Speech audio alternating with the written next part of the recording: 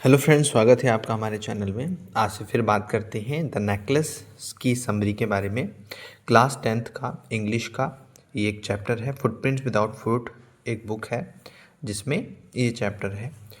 तो शुरू करते हैं। द नेकलेस एक प्रसिद्ध और रोचक कहानी है जिसे फ्रांसीसी लेखक गाय दी मपांसा ने लिखा है। यह कहानी एक ऐसी महिला के बारे में है जो अपने जीवन से असंतुष्ट रहती है और अमीर लोगों जैसी जिंदगी जीने का सपना देखती है।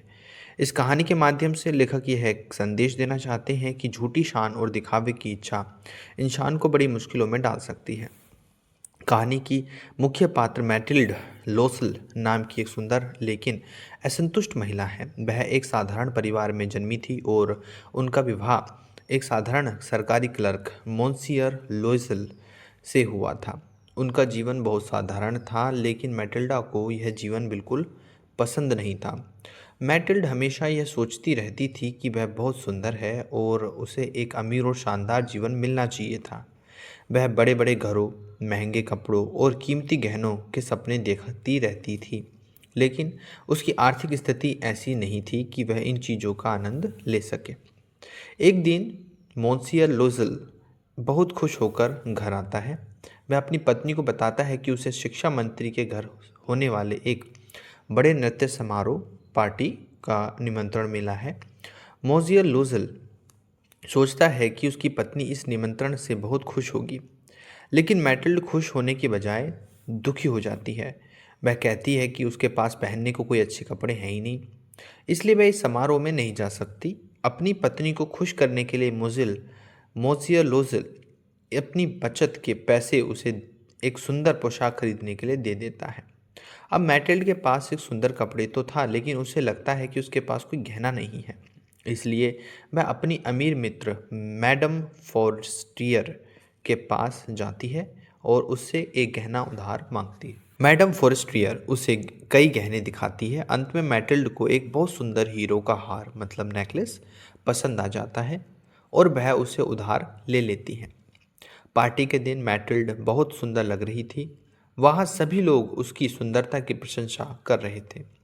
वह पूरी रात बहुत खुश रही और उसे लगा कि किसी अमीर महिला की तरह जीवन जी रही है।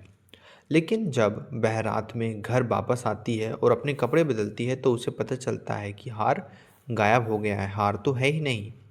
यह देखकर वह बहुत घबरा जाती है। मैटिल्ड और उसका पति पूरे शहर में हार को खोजने की कोशिश करते हैं, लेकिन उन्हें वह कहीं नहीं मिलता। अंत में वे फैसला करते हैं कि उन्हें वही हार खरीदकर मैडम फॉरेस्टियर को लौटाना होगा। वे एक जौहरी की दुकान पर जाकर वैसा ही हार ढूंढते हैं। वह हार बहुत महंगा होता है। उसे खरीदने के लिए उन्हें बहुत सारे पैसे उधार लेने पड़ते हैं। हार लौटाने के बाद मैटिल्ड और उसका पति कर्ज चुकाने के लिए बहुत कठिन जीवन जीने लगते हैं। उन्हें नौकरानी को हटाना पड़ता है और सारे घर के काम खुद करने पड़ते हैं।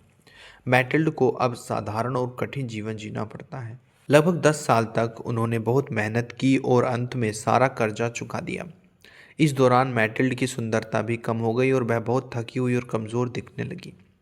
एक दिन मैटिल्ड की मुलाकात फिर से मैडम फॉरेस्टियर से होती है। तब वह उसे सारी सच्चाई बता देती है कि उसने उसका हार खो दिया था और उसे बदलने के लिए बहुत कर्ज लिया था।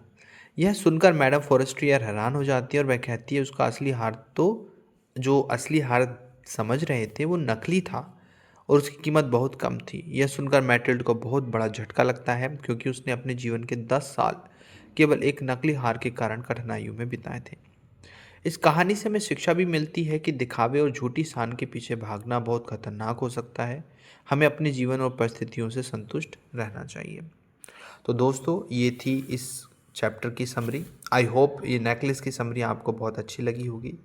आप इन सारे क्वेश्चंस को जो भी एग्ज़ाम में आए अपनी तरफ से बना के लिख सकते हैं और हमें ज़रूर सपोर्ट कीजिएगा। हमें आपके सपोर्ट की बहुत ज़्यादा आवश्यकता है। जितना भी जैसा भी बन सके आप हमें सहयोग कर सकते हैं। धन्यवाद।